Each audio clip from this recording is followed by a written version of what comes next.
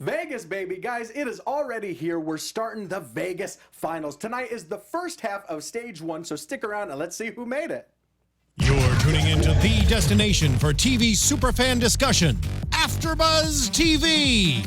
And now, let the buzz begin. Oh man, I missed 1 week and I almost forgot about this wonderful, wonderful intro song. We didn't play the song when you were gone. Did you not? We didn't. Man, it's not an American Ninja after show without Hoodie Ninja by MC Chris. And with Guys. the strobe lights, it feels like we're in Vegas. Oh, exactly. It's always a party, always a Hoodie Ninja party. Guys, this, as always, is your American Ninja Warrior after show right here on AfterBuzz TV. As always, I am Ty Matthews, at Ty Matthews PMA, Twitter, Instagram, Facebook, all sorts of social media, as well as next to me, the always lovely, The always talented, lovely and talented Chris Howard. Chris You can Howard, reach guys. me at Chris Howard live on Twitter and Instagram. Also, go to legendarylivingdaily.com for tips, inspiration, daily, and legendarylivingtv.com for YouTube. Now, there's so much to get into about this episode, but we would be remiss if we did not mention what we did over the weekend. Oh my God, we can't say that. Can we not? Of course we can. Of course we can. Guys, we attended an incredible Ninja Warrior taping right here in downtown Los Angeles, not far from these studios. We saw College Madness. We saw Team Ninja Warrior. So much fun. That was good fun. And I didn't realize we were going to be out in the sun and the heat, so I heard you got a little red. It was a little bit, I got a little bit of color, totally fine. Started peeling a little bit this morning, panicked a little, but you know what? Got some lotion on me, totally fine. You know what was fascinating for me was to see the course, to be there live with all the Sure. participants, to see, I mean, all the sizes looked different, everything looked different, and what was great was to see Cassie Catanzaro she was doing Christine Leahy's role Absolutely. at the College Madness, so that was kind of fun to see her in that role. Casey was there. We saw Natalie Duran there as well, and coaching her fellow UCLA On one alum. foot. Yeah, exactly, on 1 foot. That was great. Matt and Akbar were there. Yeah, So, absolutely. yeah, it was a fun so time. much fun. So much fun. And thank you to Maria Menounos for landing the tickets and getting us in there. So much fun. We were so glad we could experience Ninja Warrior live and in person because God knows we love talking about it right here from the studio every week on AfterBuzz TV. So let's talk about part one of stage one of the Vegas National Finals. All over it. Finals, and it's just beginning, so it's hard to call it finals when it's just started. Right, It's like- exactly. it seems like everything started. It's literally the beginning of the end. It's Yeah. the beginning of these finals. We've only got a few weeks left. Yeah, only a few weeks left. And it was really exciting to watch here tonight, God, this particular episode. With we had Steffi Graff in there, or Jessie Graff Graff. even. I said that twice on the social media. I'm Season sorry, long. Jessie. Yeah, even. So we had Jessie Graff in there, Steffi in spirit. We had who else was in this course? We had Oh my Kevin God. Bull. So we had, many vets, so many Ninja Warrior veterans. We had Daniel Gil, we had Kevin Bull, we Captain had NBC. Absolutely. I mean, just so many people, but so many veterans done in by this course. So let's break down the stage one course, y'all. We start out with the snake run, and the snake run is deceptively difficult. For sure. It's a spiritual successor, I would say, to the floating steps. Only they're a little bit more erratic. They move quite a bit more than the floating They steps. look much more difficult. Much more difficult. Absolutely. And just the curvature of them were throwing athletes off left and right. Exactly. From the snake run, we get to the propeller bar where competitors will have to jump off of a trampoline, grab onto a giant propeller as they swing around, grab a rope, swing along to the next obstacle, which of course is the giant log grip. Now, we saw the log grip before in the qualifiers, but this, as the name implies, much bigger, much more difficult. No way to wrap your legs around this one, so there's no way to complete the grip. Exactly. You've got to hold on. And with that extra weight, with such a much bigger log this time, it's that swinging that much more on the landing. And the landing pad is a fraction of the size of the landing pad before. Exactly. From there, we get to the jumping spider, of course, an American Ninja Warrior classic. Competitors must jump once again from a trampoline and stick themselves, a la Spider-Man, in between two walls, holding themselves up with their arms and legs. This one did look like it was right out of a movie. Oh, sure. You gotta jump And up. as they advance forward, they're going up as well. Yeah, you have to climb up while holding yourself with nothing but the walls, right? Right. So they're climbing up this platform, and the Dismount is onto... Next up is the Sonic Curve. Now, the Sonic Curve is similar in theory to obstacles like the floating steps and the snake run, only this time it's kind of a semicircle, it's a spiral, and they're gradually elevated as it goes on. Very so tough. You have to step up these gradually elevated platforms, grab onto a rope for another rope swing. Right, swing across to it looked like a balance beam for the dismount. Yeah, exactly. Yeah, you kind of had to swing onto this beam. From there, you had to go to the warped wall, and the warped wall this time around is a little bit different because there's no run up. It's almost like a half pipe that you're kind of dropping into, and you have to run straight up the wall. You got no speed, no momentum that you can get, and it took out some of the best of them in the second. Exactly, you really got to rely so much more on leg strength this time. Next up is the Broken Bridge. The Broken Bridge has these kind of platforms that they obviously form a bridge, but they themselves kind of swing back and forth as you step across them. Very strange. Was this the first time we saw the Broken Bridge? This season, yeah. It may have made some appearances in Vegas Finals before, but yeah, this is the first time I'm seeing it for sure. Because this was a tough one, and we're going to see that the fifth step in that took out so many people. Oh man, and it seemed like so many of the dismounts on this were hard, in violent the face, falls. violent, yeah. Exactly, yeah. They might have made it, but they knew they were in a fight. Yeah. And finally, the final obstacle of the stage 1 course is the flying squirrel. Now, the flying squirrel, you have to jump from a trampoline up to a series or a pair of handles, rather. Not even a bar, just a pair of handles. Yeah. You had to swing from those, land on another pair of handles, swing from there to a cargo net, race up to the top, hit that buzzer. Yeah, I'll tell you what, the flying squirrel looked to me to be the toughest obstacle in this course. Right. Because, I mean, to jump from bar to bar is one thing. It's like monkey bars. But to jump from just a pair of handles sitting in space. Exactly. It's like, Exactly, yeah. And so once competitors hit that buzzer, if they can do it in under 2 minutes and 20 seconds, only then will they make it to stage 2. So we got to see a lot of people run tonight. This was full of people. We got a lot of people to cover, yeah? Oh, yeah, absolutely. Let's start with Ryan Stratis. He's a stuntman from Kennesaw, Georgia. He's got the power of the beard behind him, a 4-time national finalist, held up on the rope swing onto the giant log grip, damn near fell into the water off the landing platform, but saved himself.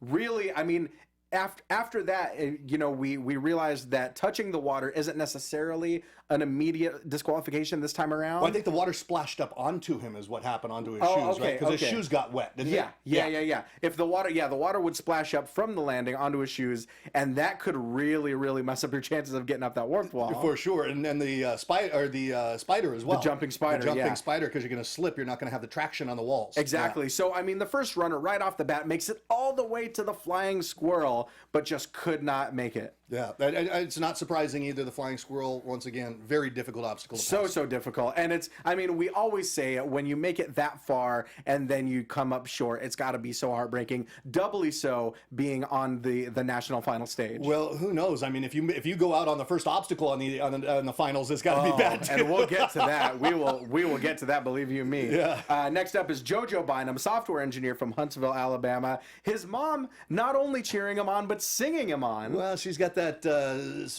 what is that, Alabama?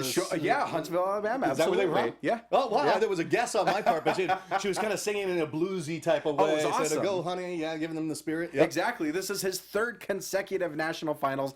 Gets tangled up a little bit on the rope after the propeller bar, but he misses that platform off of the giant log grip. Once again, that platform just not big enough to even see, and I think that's what he said when he came off. He couldn't see the platform for the dismount. Exactly. So. We saw a couple times tonight people were grabbing onto that log, and as it swung at the end of that run, it would swing all the way up and they would be completely horizontal and they would just let go. But the thing is, they wouldn't There was nothing to let go on. There was nothing underneath. Now, we saw that time and time again. I think it wasn't until later in the episode that people started realizing that maybe it might be best just to wait it out a little bit longer and step off rather than... Wait until it stops moving, take that little bit of extra time, right, and then maybe just try to make it up later on in the course. Yeah, because that platform was so small that it ended up taking a lot of people out because of that. And I don't even know that it was because of the size of the log itself, rather the size of the platform. Right, sure, exactly. It might have been, a combination of the things. Yeah. Speaking of which, next up, Cassie Craig, graphic designer from Wichita. She's got a budding musical career as well as a pole vaulting history. We see a lot of pole vaulters here in Ninja Warrior. And I'll tell you what, in her music, they gave us a little shot of that. It sounded good. Oh, it was awesome. Well, what's neat for me is to see somebody in their second part of life pursuing that passion that maybe they didn't pursue from the first place. And she said that Ninja Warrior helped her to bring that out, gave her the confidence. Yeah, exactly. She makes it up, almost loses on that rope swing after the propeller bar, but it's once again, it's that giant log grip that does her in. Yeah. You know, it's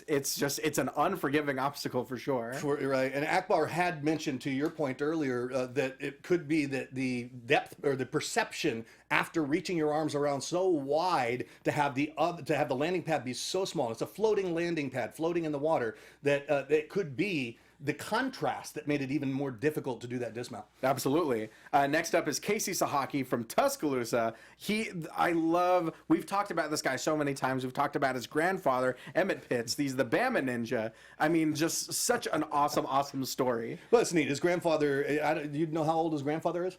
I believe he might be in his 70s. He's over 40. Let's say that. Definitely over 40. But we can be safe with that. He's right there. He's cheering him on. To see the connection between these two is really magical. Exactly. Such a real, genuine connection. You want him to go as far as you possibly can, but it's that jumping spider this time. Makes it past the giant log grip, but the immediate next obstacle, that jumping spider, he falls straight in. Yeah, right down. And that's the thing on the jumping spider, and I think we saw it a couple of times, is that there's a curvature to the wall right up at the beginning. Yeah.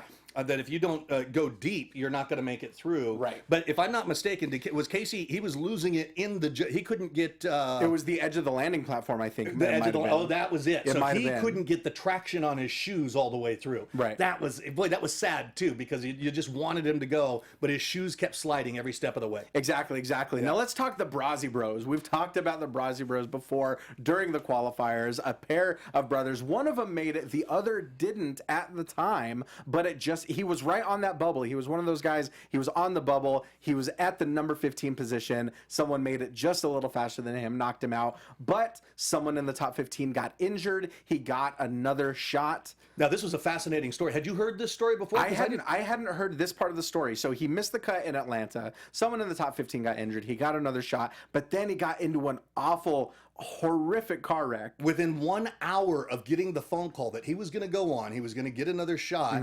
He's driving down the street, and it was a tow truck that had its... It was a hook from a tow truck that had come loose and went straight through his windshield. Crushed his chest. Yeah. Found himself in the hospital. I mean, that's just got to be... And it looked like a bad accident. Real bad. Yeah. And he said, it's like he said in the interview, if he had been going any faster, that might have hit him in the face and it would have been lights out. Yeah, he'd have been toast. And here he is. He's competing again. He's made it. He's competing again, and it's such an impressive story, and you're so happy that he got a second chance at the finals, but... he loses it on the very first obstacle on the snake run. Yeah. And that's got to just be...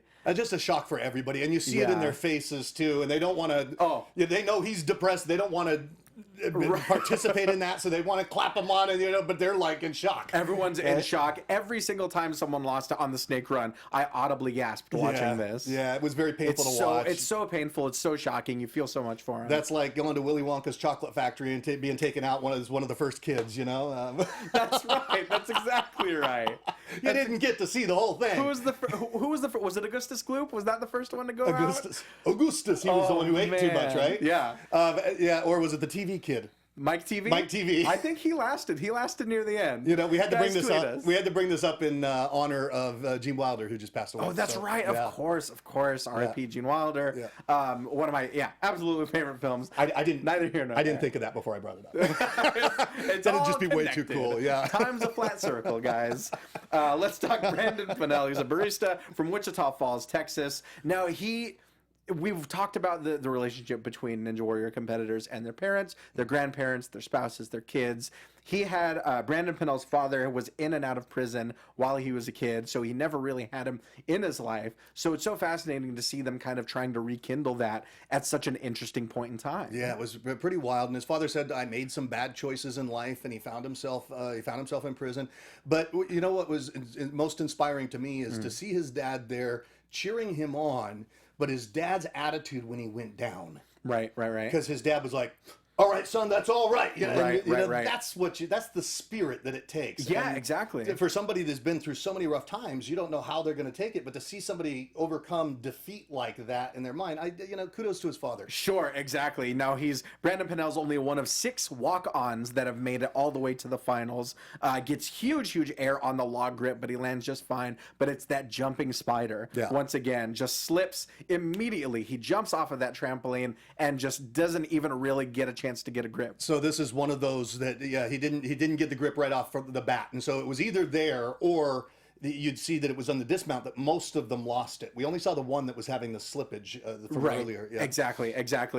During the break, we see Alyssa Beard, who's one of the Fantastic Four, the 4 women that qualified in Philadelphia. It was incredible seeing their runs, but it was the Propeller Bar that really did her in. I think that was the only one on the Propeller Bar tonight. It might have been. Yeah. You know what? It might have been. Yeah. We also saw Karsten Williams, his 3rd trip to Vegas, slipped on the jumping spider. Justin Hilston, the chemist, lost on the log grip. I mean, you see just people going out like that. And these are obviously people that were good enough to qualify, that are incredible ninjas and athletes. These aren't in their average athletes. These are people that have run the course time and time again, in many cases, not all of them. Absolutely. But they've run these courses, and so you expect a lot. Right. And I'm sure it's not going to feel too good if when they don't make it that far. Exactly. But let's talk about the classic. Let's talk about the Ninja Warrior veterans. Let's talk about Grant McCarthy, flight attendant from Hawaii, one of my absolute favorite ninjas to watch. And it's not only that, but we've talked about his height before, being 6'2", which sometimes comes in handy, sometimes is a detriment. Sure. But every single obstacle that he passes makes it look easy. Well, he's got that little dance that he does. He calls it nerves. It doesn't look like nerves to me. It looks like he doesn't have a whole lot of dance ability, but he'll dab. He'll do the running man. He will be amazing, and he'll make it look good. He's so smooth on the sonic curve. As well. That was one of those things that you never really knew how people were going to tackle it, but he was so smooth with his pace on that. He was only the 2nd person to make it past the warped wall.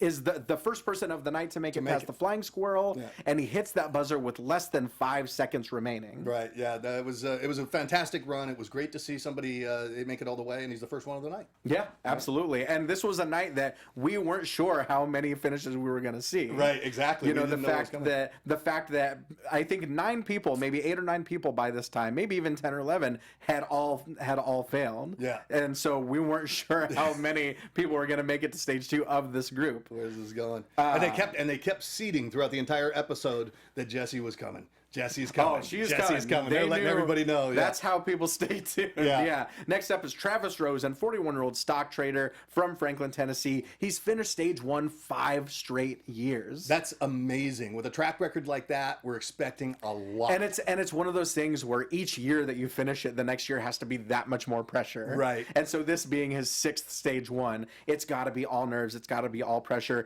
He's the oldest ninja also to ever complete stage 1. That's amazing. And it's like we've said, sometimes you get those shocking moments, and it was the snake run right off the bat that did him in. 3rd step of the snake run. Oh, yeah. And we saw the instant replay. We saw his foot just barely clip the edge of that step. On the top upper edge, right? Yeah, and there's no saving it. No saving it. But his attitude is incredible, because you got to think, losing that quickly, you might be harder on yourself. But he says, unless you win, you've got to fall somewhere. Right. Unless your name is Isaac Caldiero, you lost somewhere. Which is such a great way to look at it. And, and to your point, a lot of their attitudes to this is like, dang, but it's, what is it? We just keep going on. Yeah. It's just, that's where we ended up this time. And it's such an interesting perspective. Like, unless I win $1 million, right, you either win or you lose. Yeah. And so if you lose, you get right back up. And I think that's what we see, and we've seen this time and time again, is that it doesn't matter how good you are, any obstacle can be dangerous. Exactly. You can never underestimate any obstacle. Next up is Tyler Yamauchi, the Muscle Ball, one of my absolute favorite nicknames of the entire season. Tyler Yamauchi is 5'1", the shortest ninja to ever make it up the new warped wall. Wow. I mean, 5'1", and he's making it up a wall that's 14 and a half feet tall. Yeah, insane. This course, he's doing great, and it's that being a gymnast gives him a natural advantage on each one of these obstacles. Absolutely. Until he gets... But not only that, before we get into that, we also got to talk about the fact that he's the shortest ever to make it past the jumping spider. The warped wall is already hard enough, but the jumping spider seems like it really lends itself obviously to height and to limb length and to reach.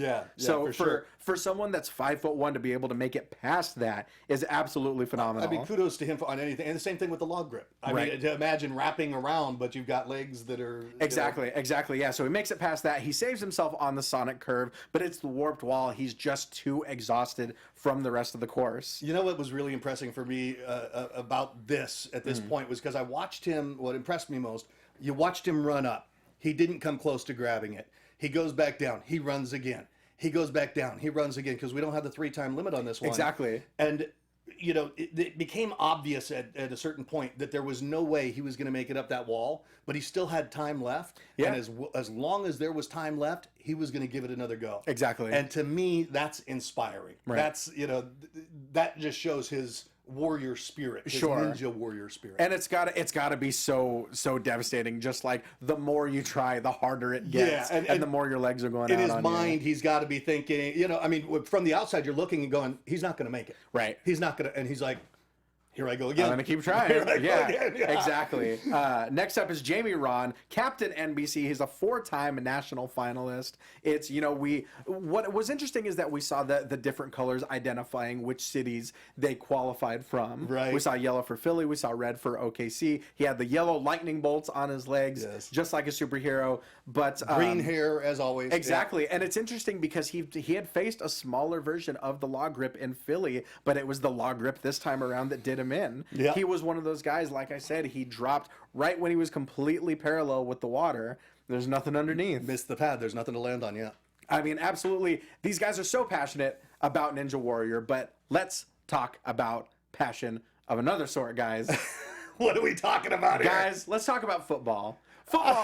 Football is your passion. I know it is. If you're watching this, you're a sports fan just like me. You love football. Football is your passion. You know the players. You know the teams. You know their strengths, their weaknesses. Now, what you can do is you can put that knowledge to the test and play for your shot at the $1 million top prize over at DraftKings.com. That's just part of the $5 million in total prizes they're doling out in this Week 1 contest. DraftKings.com is the destination for one-week fantasy football, and one-week fantasy football means no season-long commitments. You can play whenever you want, with the players you want. You just pick your contest, you draft your players, and you follow your team live. You renew old rivalries by challenging friends and family in a private league to prove you're the superior GM, or you can join an existing league, go head-to-head with friends, coworkers, and fantasy players from all across the country. So what you got to do, guys, you got to hurry over to DraftKings.com right now, choose your players, and you could seriously cash in Week 1. All you got to do is use the code BUZZ, that's B-U-Z-Z,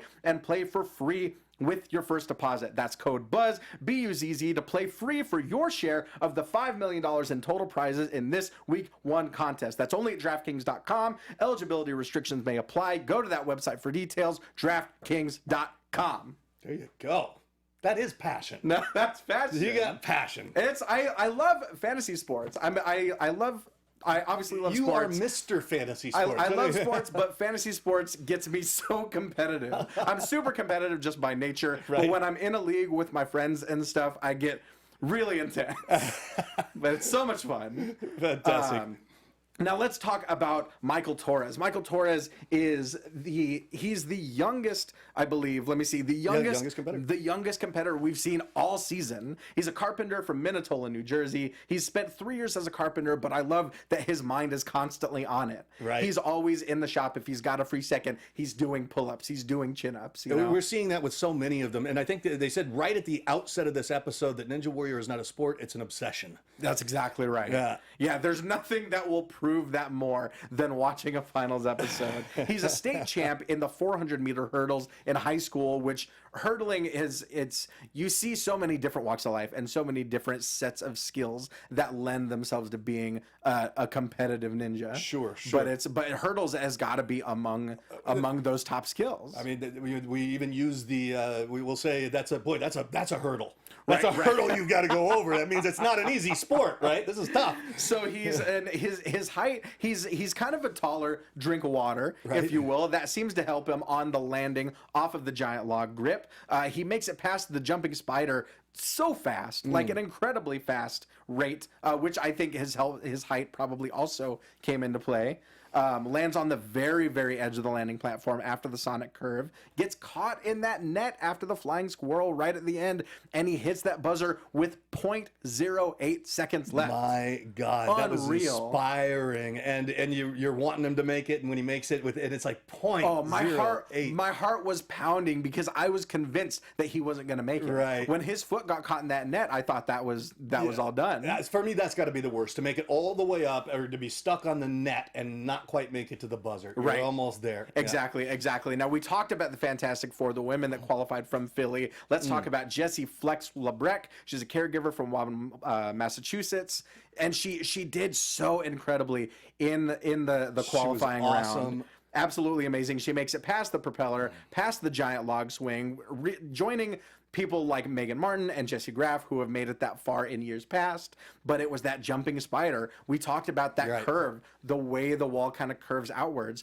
Her feet landed on that curve, and there's just literally no way you can hold yourself up. And she said she didn't lean forward enough. She leaned backwards, and it took her right out. Boy, did she have an all-star team there cheering for her, though. In the background, you had Cassie, and you had Megan, and everybody was there cheering her on. Right. And I think they were all bummed, which they always are. Sure. They were all bummed that she lost on something like that because she could have done so well. They knew, they knew with stuff like that, it's tantamount to basically a freak accident. Exactly. You know that someone like that has it in them to make it all the way. Yeah, she's such a great athlete, and it would have been great to see her go the distance, but...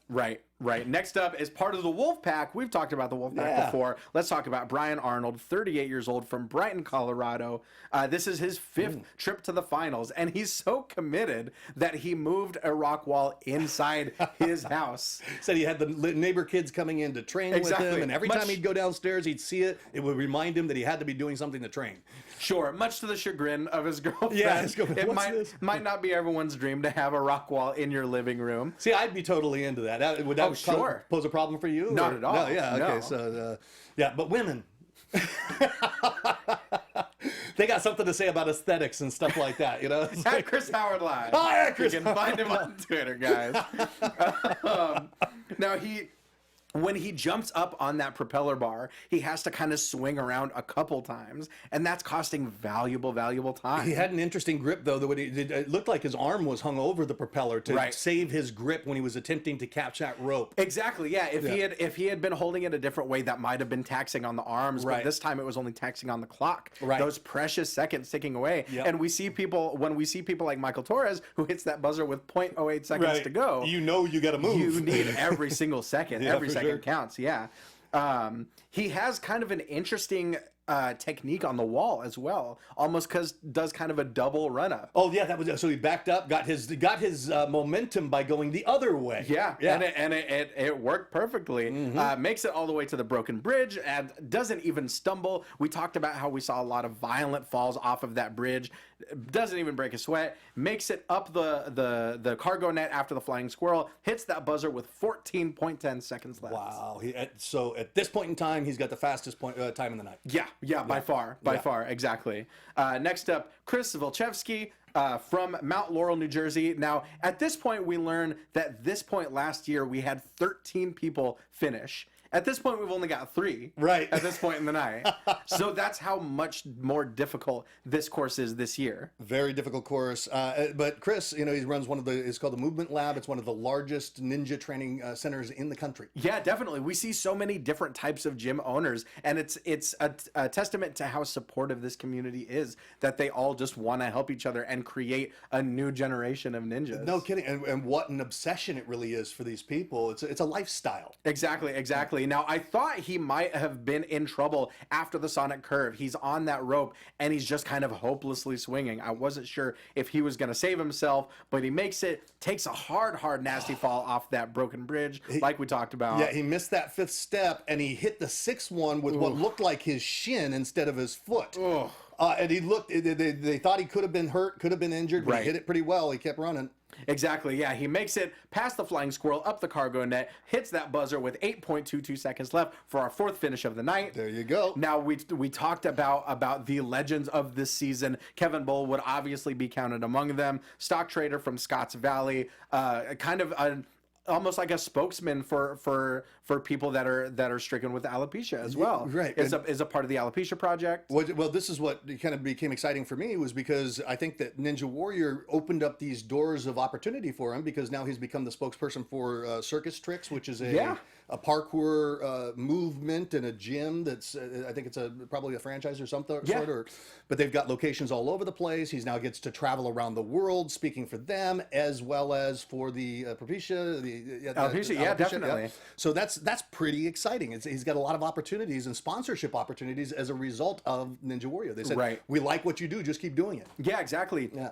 And we know that he's one of the strongest competitors. He advanced all the way to stage 3 last year. So you really, I mean, it's one of those things, there's big things out of him, but it's that log grip, that final jolt, kind of almost like really kind of knocked him right into the water. Well, I think that's one of the things that you and I saw when we went to the live Team Ninja Warrior, was on any of those the sliding activities that they've got those jolts. There's like 3 or 4 jolts within them when you're going downward that really take people off. Yeah, when it hits real hard and your momentum stops on a dime. Right, it's not just a smooth ride. There's like 3 or 4 points in those where you have a good opportunity to lose it. Exactly. Now, speaking of legends, let's talk about the Legend of Daniel Gil. I mean, this guy, we've talked about him before. He's done everything. He's an opera singer. He's a ballroom dancer. He's got that head of hair on him. He looks like Tarzan. Yeah. Exactly. And the story that they're telling is he's got this friendly rivalry with Thomas Stillings. They're both so incredible, and you don't know which one is better on any given day. Right, so they build up this narrative around them, and they train together, but Thomas Stillings says, I've never beat him at anything. Right. So I want to beat him at something. Exactly, so that's kind of the narrative going in. Right. They were the only 2 people, I believe that if they were both on the OKC finals, they were the only 2 people to finish that course. Interesting. Yeah, exactly. And so Daniel Gil, just an absolutely flawless run, the way it always is, gets past the broken bridge and makes it up the cargo net, hits that buzzer with 15 seconds left. Being the top time of the night obliterating the last time. Right. Like we knew he would. So, of course, Tom Stillings going into it, he's got a lot to prove. But he had beat Daniel's time in the finals. So, or in the finals, in the Oklahoma City finals, the one that was previous to this. Yeah, he had beat his time, and so he had something to prove here again. Yeah, and even though he had something to prove, what was cool to see was Daniel going over to the sidelines and cheering him on. Exactly, it's a friendly, it's a gentleman's rivalry. Yes, if you will. Exactly. Yeah, and so at one point it looks like he might hurt his knee off of that broken bridge. We're not sure if that might affect him in stage 2, but he makes it up the net after the flying squirrel and hits the buzzer with 27 seconds left. Amazingly. Just obliterating Daniel Gil's time. So now he's got the fastest time. We saw one person passing up another again and again here. Exactly. And I think we knew at this point nobody else was going to finish this course with almost 30 seconds left to go. Especially as we're wrapping up toward the end here. We've only got a couple of people left. Exactly. Next up is Ian Dory. I mean, Ian Dory he made it that close to making it all the way last year in Vegas. Yeah. I mean, he's one of those guys like Casey Catanzaro. They interviewed her and she said, if I had to pick anyone that I think would make it all the way to the top, it would be Ian Dory. Yeah.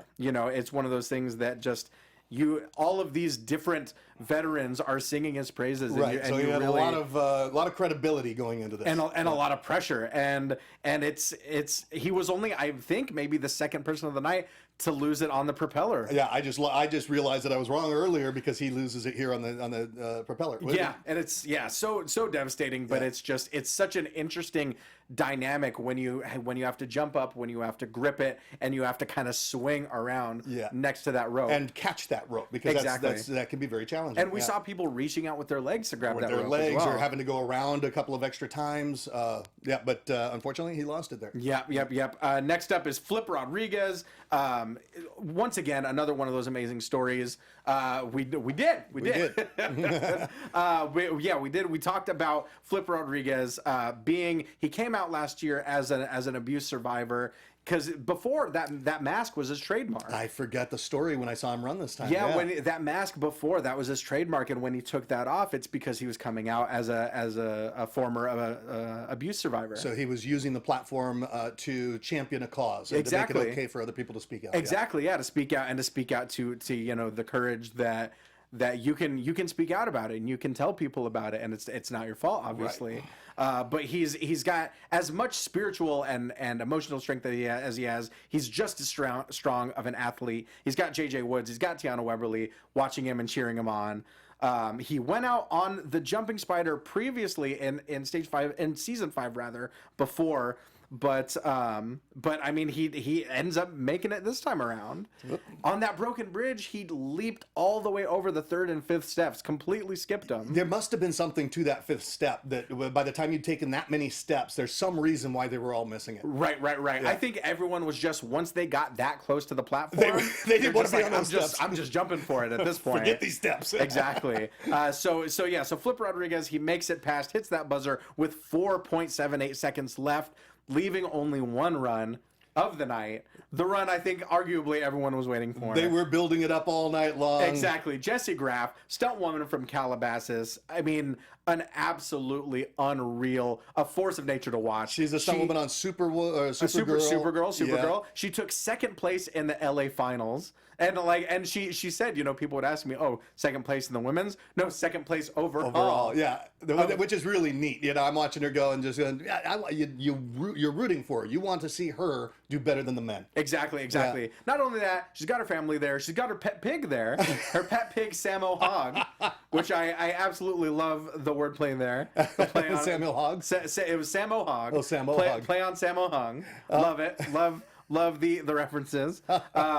But she, when she got to the warped wall in Vegas last year, it was another one of those situations like we saw with Tyler Yamaguchi tonight, where they just ran out of time. There just wasn't enough time to get past it. Yeah. What's neat to see Jessie Graff running is there was, in sports in general, you had Ronda Rousey that first started. She really started women in sports being acceptable in terms of something to watch, and I really look at Jessie Graff as being the next. Oh, that's exactly right. Yeah. If Ronda Rousey can main event UFC cards and sell them out just like say a Conor McGregor could, right? It's Jessie Graff is essentially main eventing, for example, this episode. Yeah, it makes it not just an acceptable thing, but something that's attractive to more women to get out there and participate exactly at high levels in these sports. Exactly. She's such an incredibly well-rounded athlete, and to her credit, no woman has ever gotten up the warped wall in stage 1 of the finals. Right. Until Jessie Graff. But you see, we just got to see her beat one record after another. So it's like, okay, there's one record. Right. Okay, there's another. Right. She makes it up the wall. Absolutely perfect run across the broken bridge. Finishes with 12.39 seconds left, and she's the very first woman ever to complete stage 1. So exciting. And when you see her on the flying squirrel, the smile on her face as she realizes that she's going to finish this course, it just starts to grow and grow, and she's on that second one, and she's smiling bigger. And it's like, she had mentioned that every new obstacle, she was just like, oh, I made it this far. Oh, now I made it this far. And you know what? I so wanted to see her get best time of the night. Right. She wound up number 4, but I wanted to see her get the best time. Oh, yeah. And Jessie, I'm going to invite you personally. I want you to come on this show. Come and talk to us, because we'd love to have you on the show.